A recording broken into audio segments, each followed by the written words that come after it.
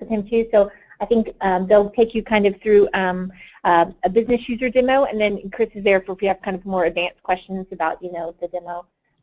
But I'll let you take it away, Dale. Thanks. Glad everyone could join on Friday afternoon.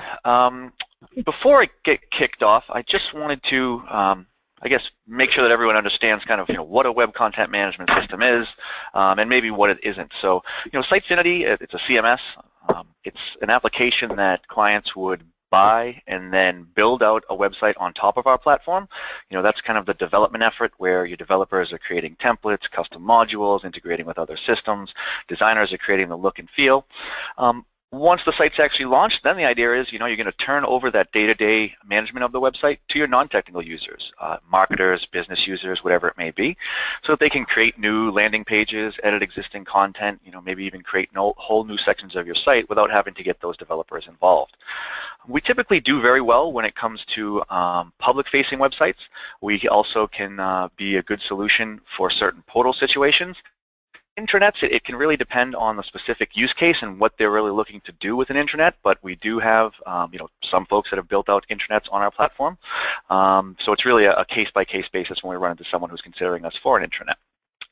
So today what I wanted to run through is just pretty much a standard business user overview demo, easy for me to say, where, you know, we'll go through some content management scenarios. Editing content, creating pages, showing some of our built-in mobile capabilities, workflow, permissions, and then towards the end we'll get into a little bit of content personalization. I won't kind of pause and ask if there are any questions as I'm going through this time. You know, normally when I'm talking to a client I would. If anyone does have a question, feel free to speak right up and jump in. We're happy to try and address them. And at the end we'll definitely have a lot of time left over for a full Q&A and can address your questions there as well. So to get us kicked off here, I've now pulled up the Quantum Computers demo site on my screen, so you should be seeing that. Now, this is a demonstration website that we put together to showcase some of our content management capabilities. And we could think of this as being a fictitious organization, Quantum Computers, and they build and sell laptops, PCs, accessories, things of that nature. And this is their online presence. So as I stated a moment ago, kind of the first thing that, or the first benefit that a good CMS should bring to the table is the ability to allow the non-technical folks to make changes to the content on your site without having to get the technical folks involved. And one way to do that in Sitefinity is directly on the front end. So I'm currently logged in. We can take note of that because we see our editing pencil at the top right-hand side here. And what that allows me to do is to navigate around my site and put any page I'm on into an edit mode. Now, any piece of content on this page where I have the appropriate permissions will allow me to click directly into it, make my adjustments, whether I need to remove information, add text, swap images, whatever it might be. I can then go ahead and publish those changes, and if that content happened to be being reused on in another section of your website, those changes would also now be reflected there. So let's go ahead now and jump into the back end of Sitefinity. And this is what we call our dashboard page. It's traditionally the page that CMS users land on when they log into the CMS, and it's also a good reporting interface for those CMS users. So out of the box, there are two types of reports that you can set up to display. You'll see the top two that we have set up here are pulling from our integration with Google Analytics, so letting you know how your website is performing. The second type of reports that you can set up have more to do with content and where it may be located in its current content lifecycle. So for example, if you wanted to see content that was scheduled to be published later, maybe items that were currently in a draft mode, or even things that were being worked on at this very moment. And this dashboard is configurable, so it can be set up in a way that's relevant to the individual organization's CMS users' needs so that they can get the information they need to then go get their job done within the system. Now the way that we get around the back end of Sitefinity is through our top level navigation here. So starting from right to left under marketing is where we have the full analytics section. So that's where you can get access to all of the reports from Google, again letting you know how your pages are doing, what your top content is, all of those types of things. It's also where we have some of our more advanced marketing features like content personalization. We'll take a look into this a little bit later, but really the idea here is the ability to pay attention to the visitors might be giving you, build out different user segments, and then target content to those folks when they visit your website. The next section over is administration. pretty much the nuts and bolts of the CMS here. So this is where you would add users, placing them into roles, setting up permissions, creating workflows, translations, all of our connectors, custom modules, all of that's handled under the administration section. Next section over is design. Now, Sitefinity is a templated-based CMS, so if you did want to make changes to any of those templates and then see those changes reflected on all of the pages inheriting from those templates, this is the area where you can accomplish that. It's also where you manage our built-in responsive web design engine. We'll take a look into how that's set up and configured in a little bit. Next section over, e-commerce. We do have integrated e-commerce capabilities, so if you did want to build out an online marketplace, you would start to do so under the e-commerce area. And finally, the last two parts of our top-level navigation here, or what I like to say, are pretty much the building blocks for every single website that's out there today. So typically, you'll have your web content being displayed on your web pages. Under the content section, we'll see a list of the first 9 content types that Sitefinity ships with out of the box. So news, blogs, events, images, videos, documents, forms, lists, and content blocks. Pretty much the typical things you'd expect to need to construct a website. Now, Sitefinity doesn't force you into using just what you have out of the box here. All of these are extensible, so you can tweak them, change them, add fields to them as needed. You can even use our built-in module builder to create custom content types that might only be relevant to your organization, like, for example, careers or store locations. They then get added to this list and become drag-droppable throughout your site. We also have the ability to set up forums so you can have threaded discussions, and we can do comments and ratings on all of our content as well. So let us go ahead now and jump into the pages section of the backend. And here we'll see a tree-like structure that gives us a visual representation as to how our website is constructed. So we see products, online shop, inside Quantum, and about us. If we were to look out on the front end, we'll see that that aligns to our top-level navigation. So one way to think of the pages section of Sitefinity is it's pretty much a sitemap for your website. Let's go ahead now and create a new web page for the Quantum Computers site. First, we'll click Create a Page. Step 1 would be to give our new page a name, which we'll call the Green Campaign. We could imagine that Quantum Computers is going to run this Green Campaign where they're going to allow the public to turn in old PC equipment and get a credit towards purchasing something new. And this is the web page where they're going to make that announcement.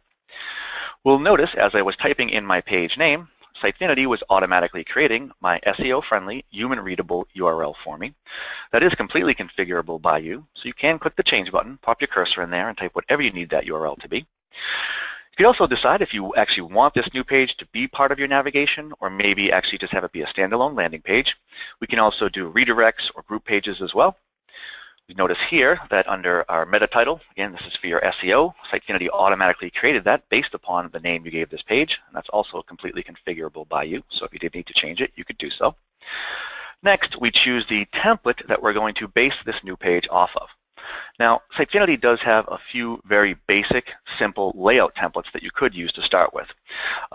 You're not forced into using any particular layout. As we'll see in just a minute, our layout editor really allows you to achieve any complex layout that you need to.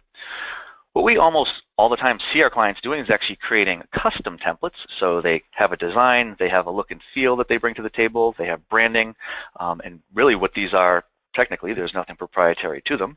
They're either ASP.NET master pages or they're CSHTML files combined with CSS to give them that look and feel. So we see our Quantum 3.0 template. Currently 28 pages are using that, and that's what we'll use for our new Green Campaign page. Some additional items we can assign to this new page here. Some more meta information for SEO, your meta description, and meta keywords can be entered. And then under advanced options, kind of more of the technical side of the house here, if you did need to require SSL or change caching options, even insert any HTML into the head tag of this new page, that can be done under the advanced options section. So I'll now click Create and go to Add Content, and this will take us to a very visual drag-drop environment. And we'll notice that our header, our search, our navigation, and our footer, all of that functionality was already baked into the template that I chose to create this new page, so I can't make any changes to that here. What I can start to do is to build out this main content section of our page. Currently, it's a single column spanning the entire width of the page, but Sitefinity's layout editor at the top right-hand side allows you to change that. So if I click into layout mode, I now see a list of dividers that I can choose from. And simply by dropping one onto my page, I've now divided that single column into 2 columns. I can even adjust further by clicking the Edit button and then simply dragging those columns to the specified width I want them to be set at. If I needed to enter any padding or spacing around those columns, that could be set here. I could even reference CSS classes to style the content contained in those columns through this menu as well. Clicking Done. Now, I could continue to drag these dividers down onto our page, even nesting them inside one another if needed. So again, there's really no complex layout that Sitefinity's layout editor can't achieve for you. For our purposes, we'll stick with a little bit of a simpler layout. We'll delete these others and go back to our 2 columns. And now I'll jump back into content mode. On the right-hand side, we now see a list of items. Now in Sitefinity, we call these items widgets. And one thing to notice about these widgets is that they align to the content types we looked at earlier. So if we think of Sitefinity as being a database-driven system where you have all of this information sitting in a database, well, these widgets are one way to get that information out of your database and display it out on your web pages. They're also great integration points because technically they're just ASP.NET controls. So if your organization had something that you wanted to bring into Sitefinity and make it reusable, well, one way to do that is to just wrap it in a control, register it with your project. It will now appear in one of the toolboxes on your right-hand side and become drag droppable throughout your site. So let's start to build out our page here. First, we'll drop a content block in the main section of our page and click Enter Content. This launches another progress tool. It's called the Rad Editor. It was one of the first Telerik tools ever created. And from here, we have 2 different options. So we could either choose to reuse an existing piece of content that's already been authored and stored within Sitefinity. And we give you some searching so you could drill down to find what you're looking for. Or we could use this editor to build out a brand new piece of content that would be specific to this new page. Taking a look at what the editor has to offer, we're in now what we might call a light editing mode, where you can do bold, italics, create lists, whether numbered or bulleted, insert hyperlinks, images, standard HTML tags, or even connect to CSS classes so that you can enforce that branding that's been put in place by your designers. If I click the What are CSS classes? Sorry. No, go ahead. What are CSS classes? It's cascading style sheets. It's a web development technology. It's how websites get their look and feel. Got it. Thank you. No problem. So if I click the more... Oh, I'm sorry, was there another question? No comment. Someone being smart. So if I click the more formatting options, we'll see more of the full-blown functionality of the editor. So if you did want to allow your authors to choose a specific font face or font size, to insert tables or special symbols, you can give them that ability. And this editor is configurable per content type, so you can decide which one of these buttons will appear to your authors and which ones won't show up and they'll have no access to. So let's start to build out our content now. To do that, I'm going to open up a Microsoft Word document. Now, anyone who is... Real quick, on the fonts, are those the fonts that are generally available within inside of Microsoft? Are there special ones? Can we add to them? That kind of stuff. Yep, you can decide all the fonts that you want to have here, so you choose which ones are available. Yeah, so by default, those are ultimately what we would call like web safe or web standard fonts.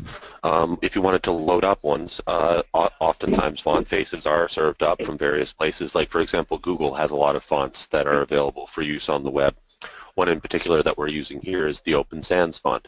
So basically, as a developer, I can give my authors access to all sorts of fonts that would be either standard web fonts or ones that we're loading in from various places. So.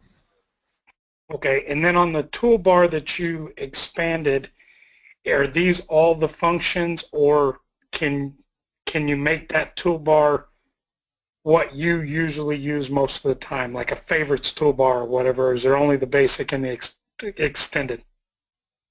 So there's only the basic and the extended. Actually, this editor is another one of our progress tools that came over with Telerik. It's the Telerik Rad Editor. We also do, though, have the ability to swap out this editing interface for entirely different editing interface, but we don't have that level of customization. So I have favorites within here. So. Okay, thank you. No problem. So anyone who has spent time working with Microsoft Word and WYSIWYG editors, and that's a what you see is what you get editor, that's what we would call this, has probably run into a scenario where you want to be able to copy from Microsoft Word and paste into your editor. One problem you often encounter is that inside that Word document, there's a bunch of these proprietary MS tags. Office knows what to do with those tags, but WYSIWYG editors have a tough time. It messes with your formatting, and you can't get things to line up the way you'd expect them to. So as I click into HTML mode, we'll see that the RAD editor actually strips out those tags and leaves you with a clean piece of HTML that you can now begin working with. So back into design mode, we'll start to build out this piece of content. Maybe we'll highlight our top line and make that our H1 tag. Next, maybe we'll insert an image, and to do that I'll simply click my cursor where I want to insert that image and then open up our image manager. From this menu, I have a couple different options. I could either upload an image from my local computer, my local desktop, simply by dragging it onto the surface and dropping it. It would then get added into that content, and I could put it in one of the Sitefinity libraries here. Or I could go into one of these libraries and actually choose an image that's already been uploaded and stored there and reuse it inside this piece of content. And that's what I'll do now. I'll reuse this image of a laptop. Clicking done. Now, if we needed to do some minor image modification, if we needed to crop, resize, or rotate the image, we could do so. Also specify our title and alt text for SEO, and then decide how we want the image and text to align to one another. So do we want that image to kind of float to the left and have the text wrap around on the right-hand side? Do we want to center it above all the text? Or maybe have it float to the right and then have text around to the left? Under image size, now, as I said a moment ago, images are stored in Sitefinity in what we call libraries. You could think of that as being like a folder structure. Each one of those libraries can be set up to automatically create different sized thumbnails. Once that is configured, those different sized thumbnails would be available to your authors here. We'll now go ahead and save that. We see that our image has been inserted into our content. And maybe one last thing we'll add to this piece of content is a hyperlink. So we'll highlight the word we want to hyperlink to, open up our hyperlink manager. And here we have three different options. We could either choose to link to a page that's being managed by Sitefinity. We could do an email pop-up where when someone clicked on this link, an email would be launched with the to address automatically populated. Or we could go with a more traditional hyperlink, something like sitefinity.com. We'll go ahead and insert that link, and now we'll click Save. We see that our content has now been added onto the main section of our page here. So now, in the right-hand column, instead of creating a new piece of content, maybe what we'll do is reuse some existing items. Maybe we decide that we want to show a list of recent news articles. So to do that, we can grab our news widget, drop it in the right-hand column. By default, it will reach back and display all of the published news in a list format. But I can go ahead and click the Edit button and then start making decisions about how I want this list of news to behave on this particular page. So the options that I have are, do I want to show all of the published news, maybe just one news article, or do I want to drill down and only show news that's been placed in a certain category or taxonomy, or possibly news that's been tagged in a certain way, or maybe by dates created. Under list settings, as the number of items grows in your CMS, if you wanted to start to do some things with paging, that can be set here. We can even limit the number of articles we want to see. So if we were just wanted a short list of 3 news articles, that can be set. Under sorting, we give you last published, last modified by title. If we want the most recent on top, we'll go with last published. Under list template, now if we think of these news articles as being structured pieces of content that have different elements that are combined to make up a full news article, well, here's where you decide, well, what parts of that structured content do you want to show in this list? Just the titles, titles, dates, and the full article, or possibly titles, dates, and the summary. Choosing this option, maybe you get folks to read that summary, that teaser text, and then click on the link to read the full article. And under single item settings is where you determine, well, what will happen if somebody does click on that link. Do you want Sitefinity to automatically generate a page, or do you want to choose an existing page that's been created specifically for that task? So we'll choose our news page to display our news articles by default. Clicking done, we'll go ahead and save that. We now see that our list has been refreshed, 3 total news articles.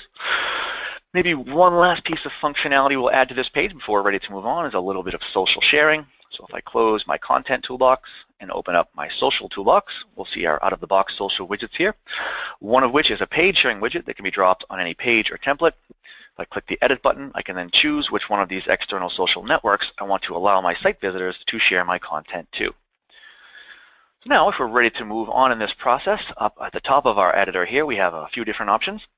I could save this page as a draft. It would live in Sitefinity in a draft status. It wouldn't be available on the site yet. I could do a preview to see what this page will look like when it is published out live on your site. I could schedule this page to be published at a later date and time. So all content, pages, files, everything can have a publish and unpublished date within Sitefinity.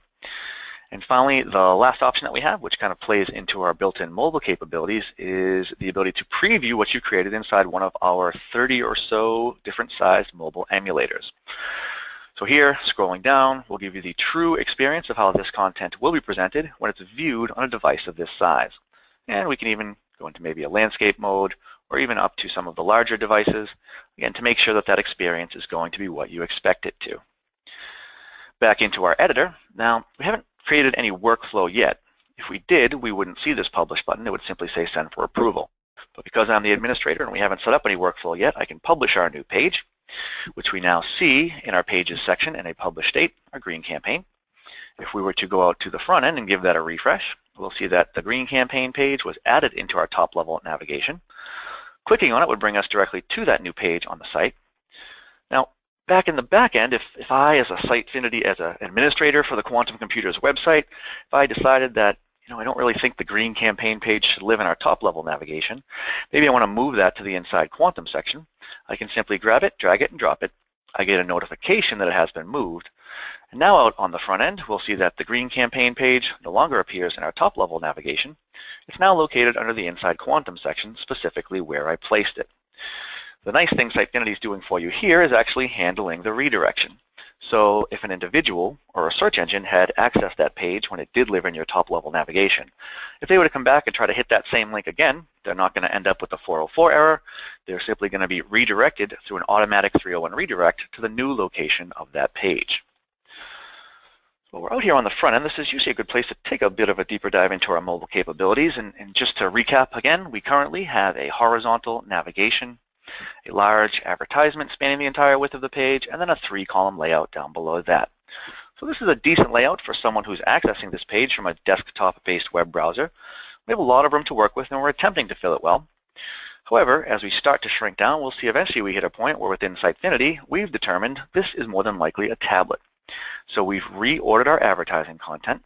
We've also changed our navigation to be a toggle. As we continue to shrink down, we'll see eventually we hit a point where within Sitefinity, we've determined this is more than likely a handheld web-enabled mobile device. So now we're down to a single column, so there's no scrolling right to left or zooming to find the information you're looking for. Everything's being served up in the appropriate context. Of course, as we expand back out, everything fills our page, just like when we started. Now where that's set up and configured in the back end is under our design area. We have our responsive and mobile design section. And this is the area of the CMS where you can create edits as you need and then build out rules on top of those groups. You can see in our demo site we've created 2 groups, smartphones and tablets. I'll go ahead and click inside here so we can see how this is set up and configured. The first step when we create a group is to give it a name. Next, you specify the screen sizes that you want to associate with this group. We do give you some stock screen sizes that you could choose from this drop-down list. Or you can actually add the exact screen size that you want to work with. And we can pay attention to, we can do ranges, we can pay attention to the orientation of the device, so are they in portrait, landscape mode, or both. Aspect ratio, screen resolution are also things that you have at your disposal. Once you set up your screen size, you then decide, well, what do you want to happen if one of those screen sizes comes to your website? So do you want to redirect them to a mobile version of your site? Or do you want to use the built-in responsive capabilities and actually transform the layout? If you decide to transform the layout, here's where you begin making decisions on how you're going to reorder all of that content. So for example, if you had 3 columns left to right, do you want to restack those onto 3 equally sized rows? Or would you rather go with 1 large row above 2 small rows, or possibly 2 small rows above 1 large row? You also have the ability, as we saw, to transform your navigation. So if you want to go from your traditional nav to a toggle, a drop-down, or hide it altogether, that can be set here as well. Now, mobile rules, like most things within Sitefinity, all inherit from the top down. So you create these rules, you then assign them to a template, and then all the way down to the page level. And you can start to do some pretty cool things at that page level. So if we go back into our green campaign page and click into our layout mode and then edit these two columns that we dropped and populated earlier, we see that we have this responsive design section on the right-hand side. So what this would allow me to do is, if in a particular scenario I did not want my column 1 here to be shown, maybe when a smartphone came to that page, I could simply uncheck that box, and when that specific size device came to this page, that column would not be shown to them. So again, giving more of the control down to the non-technical users and allowing them to make decisions on how their landing pages might look and so on. Next, I'd like to walk through a content creation and a workflow scenario. So a lot of times organizations have a bunch of people getting into the CMS, creating content, editing things, so on and so forth, and they don't want those things to be published out to their website until someone else gives it their approval. So within Sitefinity, we have the idea of workflow, and where that starts to be built out is under our administration section. We have our workflow area, and this is the area of Sitefinity where you can really create as many workflows as you need. You'll see in our demo site we have one set up for blogs. I'll go ahead and define a new one.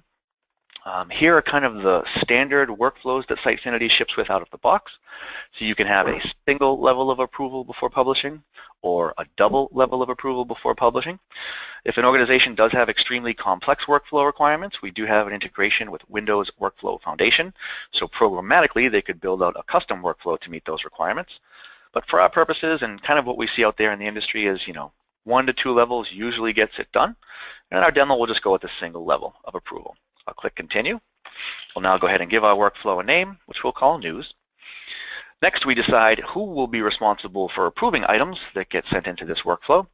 And we can do this on a role basis and or individual users. So I'll choose an individual named Greg to be responsible for approving items that get sent into this workflow. You can also notify users via email once content has been submitted. And under Scope is where you start to determine, well, where is this workflow going to have governance? So if you're running in a multi-site scenario where you have many sites running in a single Sitefinity instance, is it across all of them or just the ones you select? If you're supporting multilingual, is it for all of your languages or just the ones you choose? And then finally, under Content is where you choose the particular content type or types that will fall under this workflow. And this is a list of all of the content types that exist within Sitefinity, including any custom content types you might create with Module Builder or e-commerce products you might add to the system.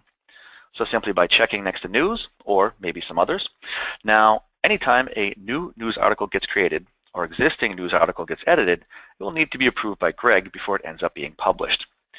Down at the bottom, you can allow individuals to skip the workflow if you wanted to, and then do you want this workflow to be active as soon as we click Save. We now see our news workflow in an active state. So I'm going to go ahead and log out as the administrator. And I'm going to go ahead and log back in as an individual we'll call Teddy.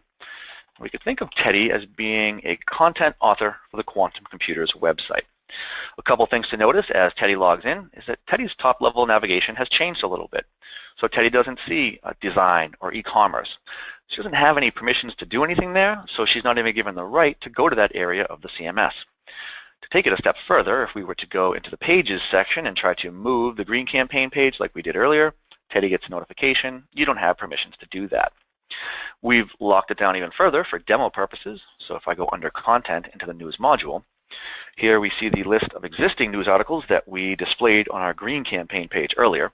And if Teddy tried to edit one of these, again, a notification, you don't have permissions to do that. So what Teddy does have permissions to do is to create a new article and submit it for approval. And this brings up a data entry interface that's pretty much used across all of our content types. First, we'll go ahead and give our news article a name, which we'll call the newest recycling event. We also have the same WYSIWYG capabilities here as well. And I'll grab some more body copy that we can use to populate our article. Maybe we'll even take the first few sentences here and make that our summary, so a little bit of teaser text. Down below, we could place this into a category or taxonomy so that we could retrieve it based upon what category it lives in on the front end. Maybe we want to put this in the community campaign taxonomy. Simply check that, click Done. You could use more of a flat tagging structure if you wanted. And then there are just some additional elements that we've associated with our news article. This is configurable, so you can add new fields here as needed. We'll now notice up at the top that because we've set up our workflow that there is no Publish button, so all Teddy can do is click Send for approval. We now see our newest recycling event in an awaiting approval state.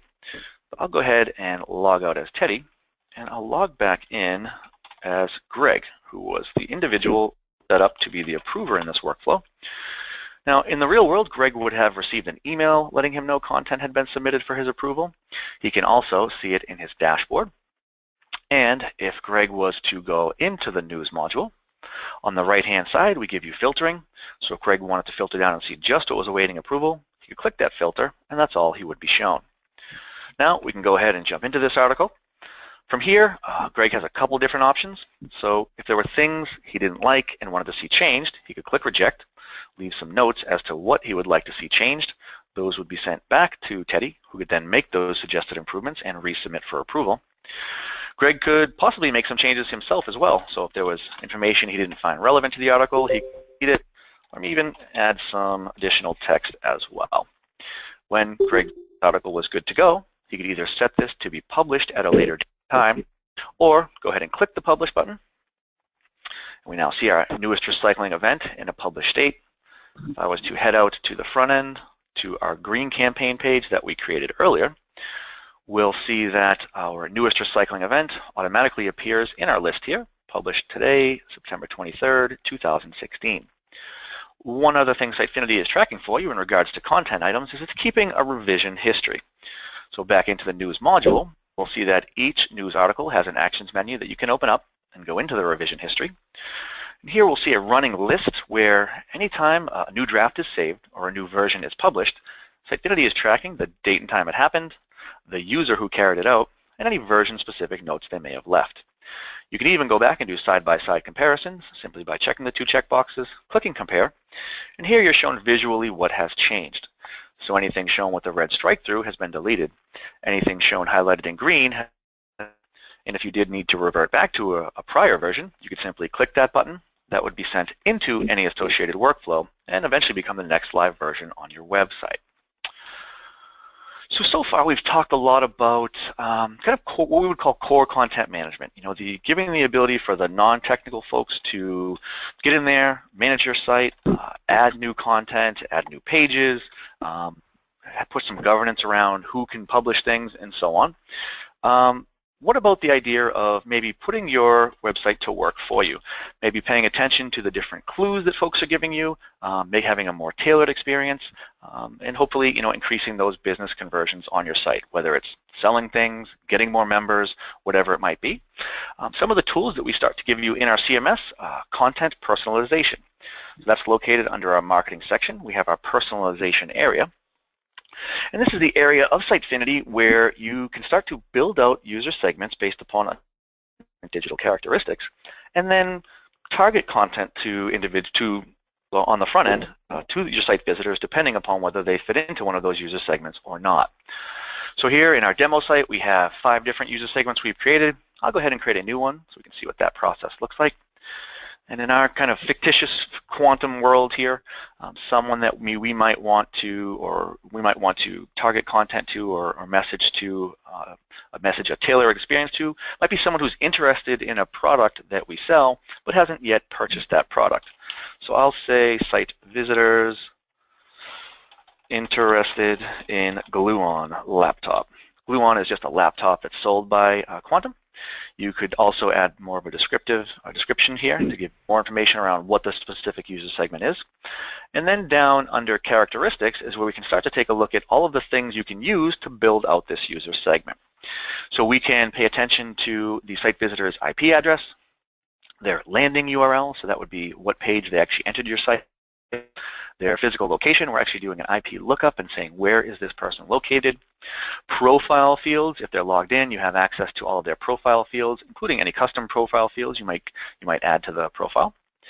Referral URL, so that's where they were before they came to your website. Roles, again, if they're logged in. Search keywords, time of day.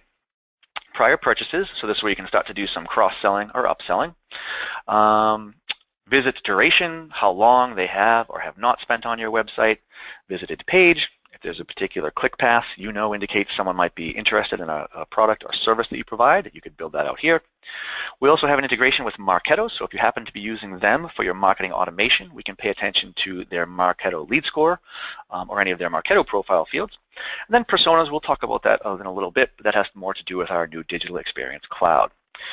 So a couple characteristics that might indicate someone was interested in this laptop. One might be that they've actually visited that particular product page.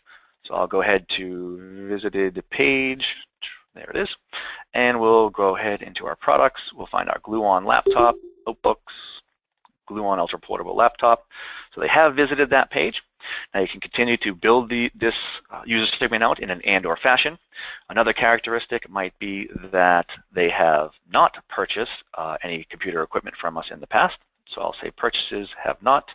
We'll go into types of product, and we'll just kind of highlight everything here. They haven't made any purchases from us, but they've visited that page. Now you can continue to add these fields in an and/or fashion. Things like how long they've spent on your site, other pages they may or may have not visited, what time of day it is, so on and so forth. These can get really as complex as you need them to. For our purposes, we'll just go with these two characteristics and we'll create our new segment, which we now see customers who have site visitors interested in glue-on. So now to actually do the personalization, there's a couple different ways we can do this. We can do it on a template level, we can do it on a full page level, or we can do it on an individual content as well. What we'll do here is we'll go out to our pages section, and maybe we'll just take a simple scenario. We'll grab our home page, and we'll actually go into our home page. We will click.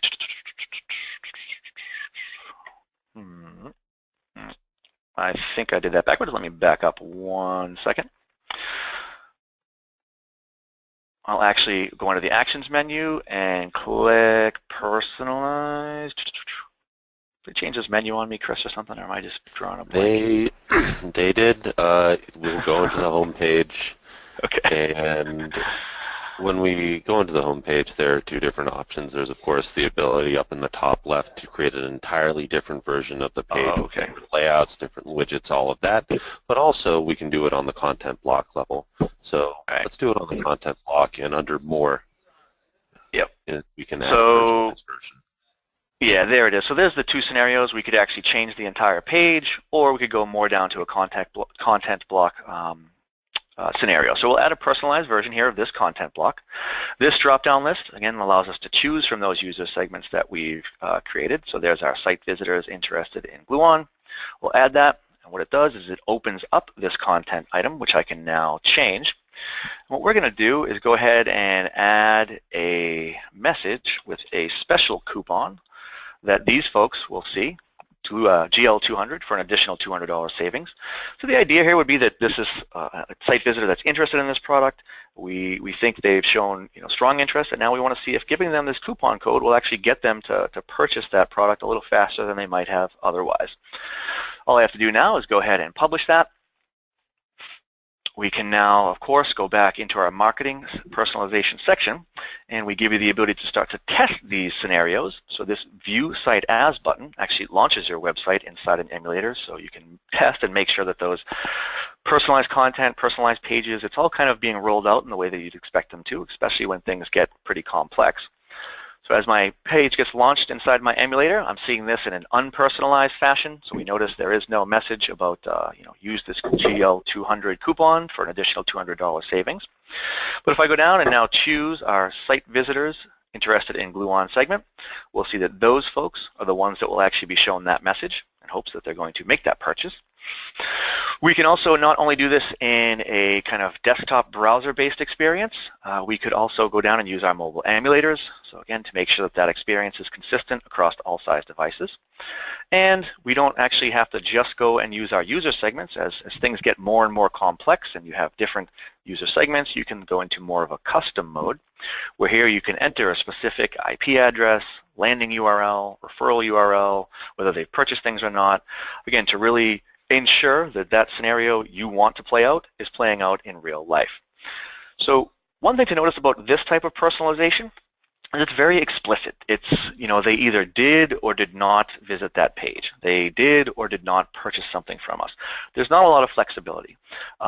What we've done to kind of take care of that issue or give you more capabilities when it comes to personalization has to do with our Digital Experience Cloud. We've given you the ability to create personas, and you can start to assign points to those personas and really get more flexibility. So if they visited or if you know there's 10 things that could indicate someone falls into a particular bucket and might be interested in a particular good or service that you provide, maybe you don't want to make sure they have to hit all 10. Maybe they only have to hit 6 of them. That's basically the idea of personas. For a DEC demonstration, I think we're going to kind of save that, and if that's something else you guys wanted to look into later on, we could do more of a deep dive there. But at this point, that's kind of the general business overview that we would show. So I'd like to turn it over and see if there are any questions or anything else we could help you guys out with. Yeah, go ahead. Go ahead. Well, I was just going to say, so this is a good opportunity for you guys since you haven't had, experience selling Sitefinity. So, Dale works with people all the time and Chris as well. So if you have any questions just on the sale of Sitefinity or, just anything in general, he can help with that. So. I would love to know a little bit about if someone is interested in this, not necessarily for their .com site, but for an intranet or whatever. What are the things that are most important to them? Sure. And an intranet can definitely be, there are certain use cases where a good fit and there are others where we're not.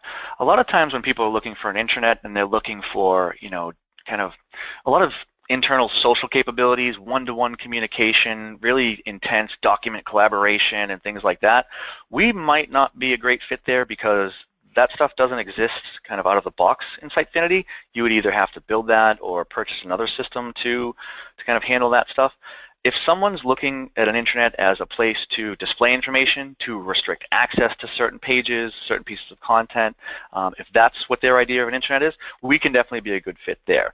But when they go beyond that and start looking for those kind of social collaboration features, those really aren't part of Sitefinity. So it's kind of a tough sell if that's what they're looking for.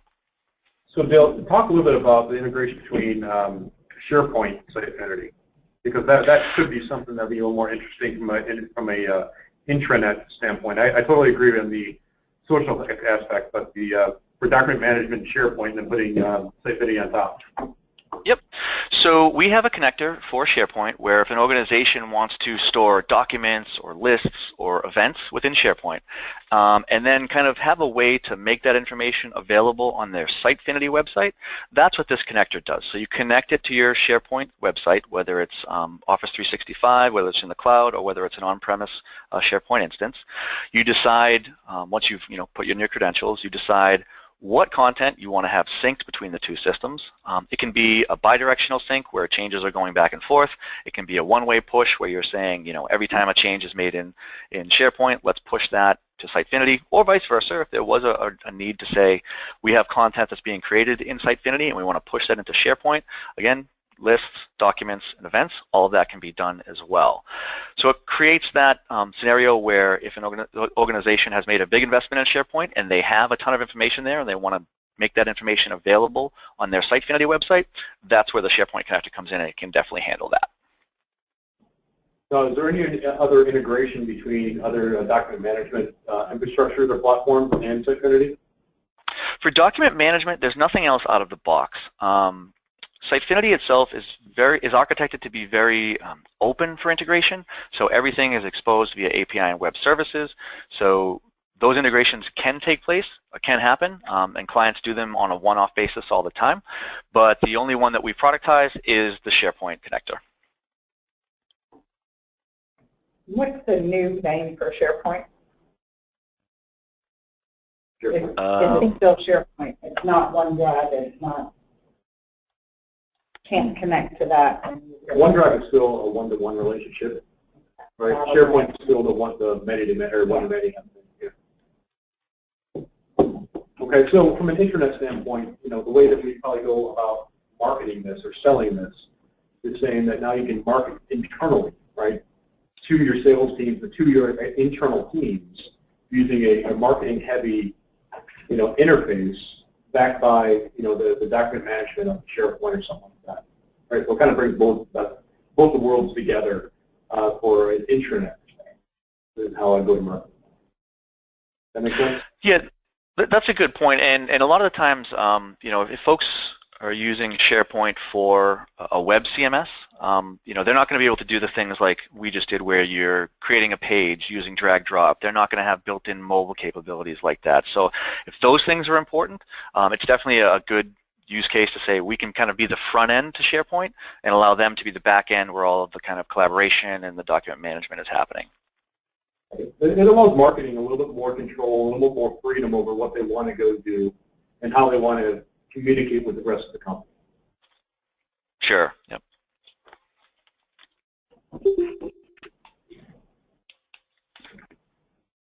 Are there good examples, customer examples of that type of use? A good place to check, we have a showcase section on Sitefinity.com and also a website of the quarter. We do have a couple that have been nominated for like Internet of the Year. It's not, we don't have, you know, we don't have 50 people that we could point to and say they're running an intranet on Sitefinity. We probably have more than that are actually doing it, but we don't have a ton of necessarily examples. One, because it's an internal facing website, we don't have a lot of visibility into it. But yeah, I don't want to make it seem like, you know, intranet is definitely not our sweet spot. It's not that it can't be done, but it's got to be a very specific use case and what they're looking for. A lot of times what we run into is they're really looking for that more of an out-of-the-box scenario. They plug it in, they turn it on, they've got these collaboration features, and that's not really how Sitefinity works. But if we were going to market it as the front end to SharePoint, definitely, yeah, that's a great use case for us. If they've done a heavy investment in SharePoint and they don't want to get away from it, right? This might be a good step up from where they're at today with having a strictly SharePoint site, and they want to get away from it. You know, they want to, yeah, they want to just modernize it. This is a great, you know, face to it. Yeah, and in the coming months, we're also continuing, and we've been working on marketing to talk about Sitefinity and SharePoint. We'll be releasing various pieces of collateral about Sitefinity and SharePoint, just because it's become more relevant than ever, because SharePoint is often used to actually run public-facing websites. It was never intended to do that, but it was a Microsoft product that a lot of people liked, and it seemed, and you could make it, you could sort of twist it up in a way where it would do that. Now, Microsoft has made some moves that are really showing that they don't want people doing that with SharePoint anymore, and there are a lot of people out there that are left with the system that is running front-facing websites on top of SharePoint, and it's not really going to be very well supported going forward. So we're also doing a lot of targeting there at that front-facing, backed by SharePoint, to say, leverage that investment in SharePoint and let Sitefinity run the front end, because that's what it's meant to do. So yeah, certainly.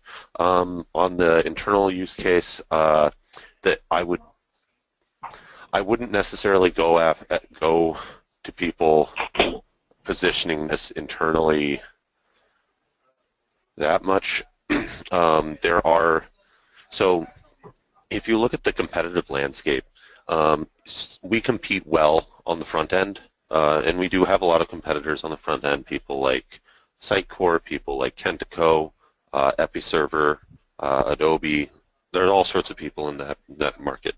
There's an entirely separate market that does actually focus on that portal intranet space beyond SharePoint. So people like Liferay, and there's a whole list of them, and they have stuff that's a lot more about that internal market out of the box. So in terms of positioning it, it can be hard versus those solutions that are more targeted at it. Okay. Good to know.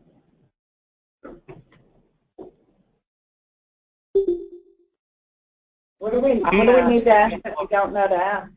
I'm going to ask a couple of generic sales questions. So number one, what is the normal sales cycle for Sitefinity? Is it a month, 3 months, 6 months, a year? 3 to 6 months, I think, is a reasonable, you know, average sales cycle. It could be 2 weeks, it could be 2 years in reality. It really depends on if the client's ready to go, or are they really taking a slow approach, looking at everything, how complex the web project's going to be, is there going to be a redesign, content migration, all these things that they need to consider. So it's 3 to 6 months is usually what we tend to throw out there, but in reality, again, it could be 2 weeks, it could be 2 years. Okay. And what kind of support do we offer for Sitefinity? Is it all inclusive? Are there different levels of support? Is it 24/7, follow the sun, that kind of stuff? Sure. So it really depends on the license edition that the client ends up purchasing. And I'm just going to bring it up. There's 4 license editions, starting from entry-level standard all the way up to enterprise. And depending upon which level they choose is what they get. Entry-level standard, it's 48 hours through the ticketing system, no phone support. You move up to professional, it's a guaranteed 24-hour response time. You get phone support 16 hours a day, Monday through Friday. Move up to online marketing. Now you've got 24 hours a day phone support, Monday through Friday. And Enterprise Edition, 24/7 phone support. Perfect. Did not know this matrix was there. Okay. Yep. Okay. And then sitefinity.com. It's kind of familiarized yourself. There's a lot of great information on that site. And a lot of easy click-through, click-throughs, right? If you're looking for basic information, you can have that on one of your screens and talking to some customers or whatever. But familiarize yourself with Sitefinity.com. What's the average transaction size? I think the average... When a customer spends money, do they write a check for $50 or do they write a check for $500,000? Somewhere in between, obviously. Where? Somewhere between. So standard edition here, to get your first domain is $3,000. First domain in enterprise is $50,000. So it really depends on, where they're going there. Additional domains cost additional money. The more domains you buy at once, the cheaper they get. So I would think we do a lot of transactional sales down in standard edition, so it kind of brings down the average sale price. I think it's, around 10K right now. But yeah, we're looking to sell obviously more of enterprise, and online marketing edition is what we're trying to target. What's the sweet spot version? What is the typical version that's being sold? I think probably online marketing and professional. These are probably the two that are being sold the most right now. Well, take standard off the table because we have a lot of partners that have been with us for a long time. They've built businesses around selling, packaging a $3,000 license with a $30,000 full project. So they kind of that's what they do. But what we're selling now, what our direct sales team is working on, is probably more professional and online marketing. Obviously trying to always get them up to that enterprise edition when we can. When you say enterprise edition, one domain, progress.com? Yes. So yes. Progress. Enterprise edition, progress.com is one, telearc.com is the other, sitefinity.com is the other. Right? Okay. Correct. Yeah, and also when we say domain, we also include subdomain. So, for example, if we had partners.progress.com and www.progress.com. Those are considered 2 different domains. Okay. What is a give me a mission critical? Is that like Christmas, Thanksgiving websites with an e-commerce site on it? So Mission Critical is actually an extra service that you can purchase if you're an Enterprise Edition license holder. What it does is it lowers the Severity 1 issues from 1 hour to 30-minute response time.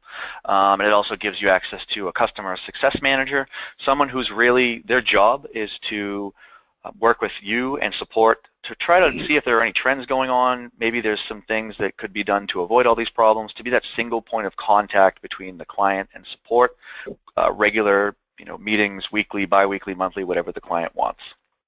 Cool. Okay. Rustin brought up a good question. Is this business seasonal? Like, in order for a website to be up and selling product for Christmas, they need to be up by October. In order to be up by October, they need to make the developments happen by June, make it in order by June, they need to actually make the transaction in February. You see how I backtrack that? Is this business seasonal? Yeah, e-commerce is not going to be our sweet spot.